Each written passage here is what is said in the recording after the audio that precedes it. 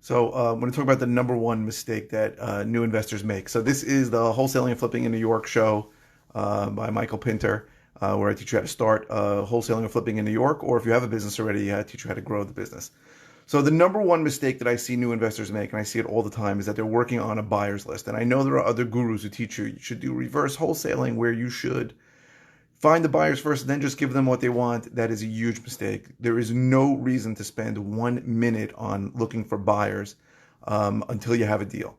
The whole business is finding deals. That's locking up discounted properties that you get under contract that you can either assign the contract or you can close on the property, fix up, or wholesale, do other things too.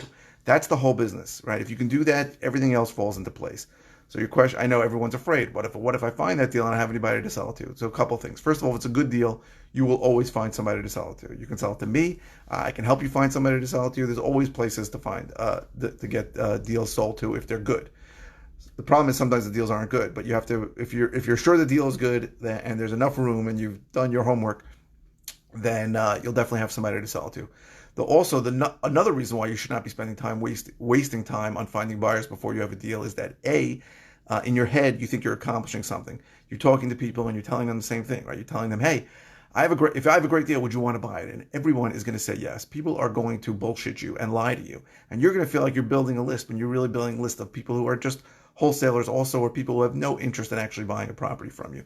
So the real way to find buyers is when you have a deal to then either list it on the MLS if you can, if the situation calls for it, or to then work with people who can find you buyers. Those are people who you're going to build up. You can even put it on Craigslist. You can put it in a bunch of different places for free, but you can actually find buyers who will come look at your deal.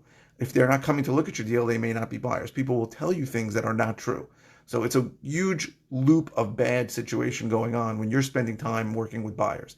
Buyers are liars. They're going to tell you things and you're going to want to believe them. And that is not good for you. What is good is to find deals. That is the whole business. If you told me you're the greatest buyers list builder, I would tell you probably maybe can get a job somewhere. If you told me you can find and lock up deals, I'll tell you you're never going to be broke the rest of your life.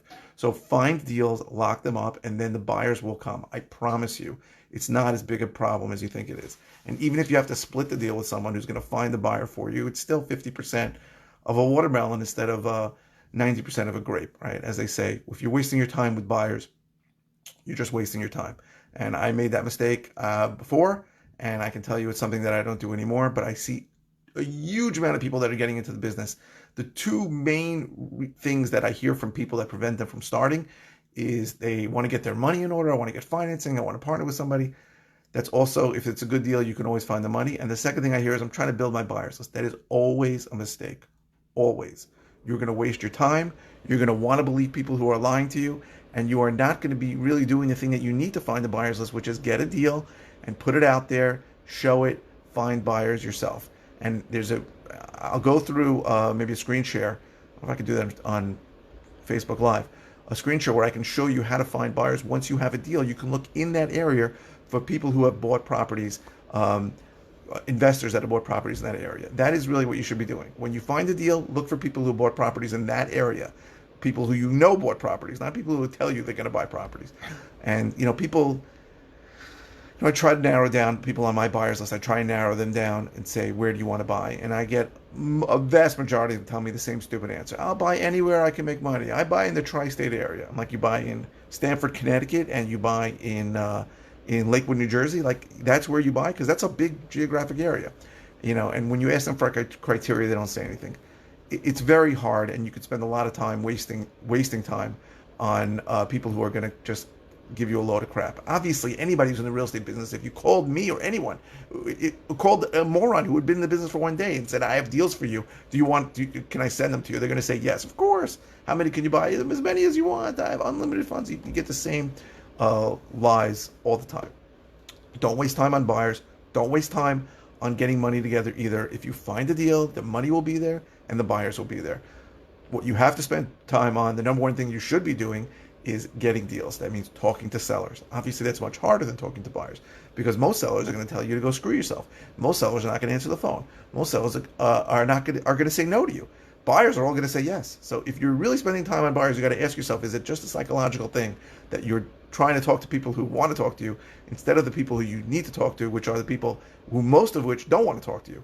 But you got to kiss a lot of frogs to get to those few princes of people who do want to talk to you because they have a property for sale and you have a problem and they have a problem that you can solve. That's what you need to spend your time on. You cannot spend time on building buyers lists. I know people teach that. I think it's a huge mistake, really not a good mistake, not a good thing to do, and I highly recommend you do not do that. Oh, if you like these videos, click like. If you haven't subscribed, if you're watching on YouTube, subscribe.